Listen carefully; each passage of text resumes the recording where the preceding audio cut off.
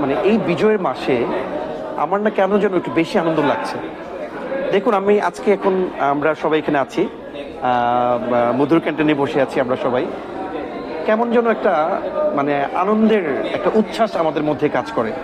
মানে এই বিগত সময়ে আমরা দেখেছি ফুয়াদ ভাই যে স্বৈরশাসক মানে হাসিনার বিপক্ষে কথা বলতে পারতাম না। হ্যাঁ, আমাদেরকে এই কোনো কথা বলতে দেওয়া হতো না।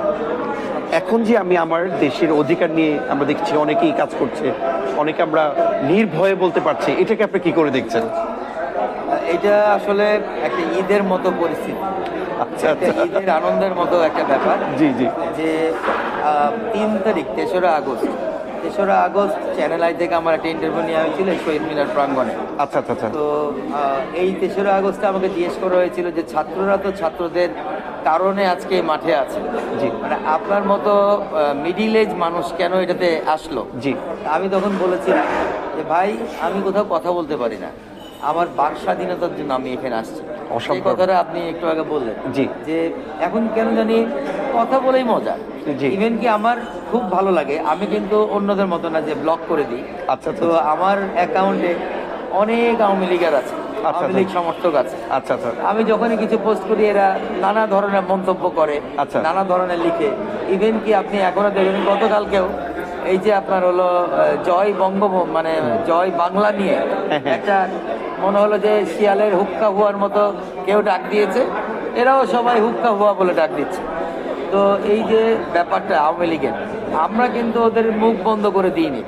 মজাটা এখানে জি, জি। যে তারা আমরা আওয়ামী লীগের শাসন আমলে কেউ প্রাণ খুলে কথাই বলতে পারেনি। প্রাণ খুলে তো দূরের কথা, আপনি একজন টিচার, আপনি নিজে জানেন জি। কতজন টিচার এখন পর্যন্ত অ্যারেস্টেড আছে।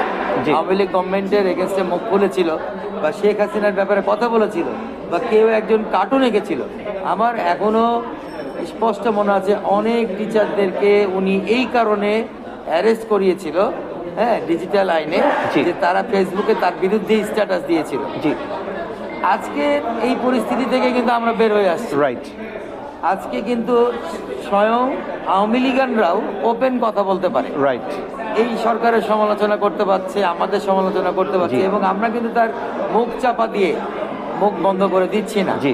এটাই স্বাধীনতা ভাই, Right. এই স্বাধীনতাই তো খুঁজছি। ফুয়াদ ভাই, আপনার কথা শুনে আরেকটা কথা আমার মনে পড়ে গেল। সেটা হচ্ছে, আপনি জানেন বৈষম্য আন্দোলনের সময় আমি আমার স্টুডেন্টদেরকে নিয়ে আন্দোলনে শরিক হয়েছিলাম এবং আমি গ্রেপ্তার হই ডিবি দ্বারা।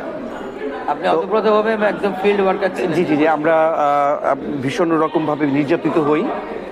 তো সেখানে যে বিষয়টা, আমরা কারাগারের ভিতরেও মানে হাসিনার বিরুদ্ধে কোনো কথা বলতে পারতাম না। আমরা অনেকটা কারাগারের ভিতরে স্ট্যাচুর মতো থাকতাম।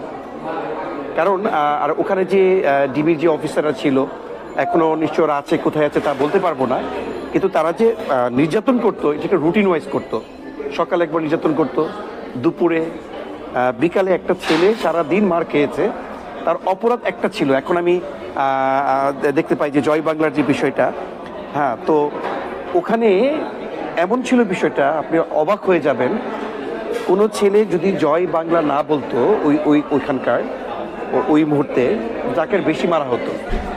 মানে জয় বাংলা বলতে হবে কি, তাহলে জয় বাংলা স্লোগান কি জয়ের স্লোগান, বিজয়ের স্লোগান না, নির্যাতনের স্লোগান? এটা আমি অবাক হয়ে গেলাম। সেটা এটা তো জয়ের স্লোগান হওয়ার কথা ছিল, কিন্তু এত ভালো স্লোগানটাকে কেন আমাদের নির্যাতনের স্লোগান মনে হচ্ছিল? এই ব্যাপারে যদি কিছু বলতেন।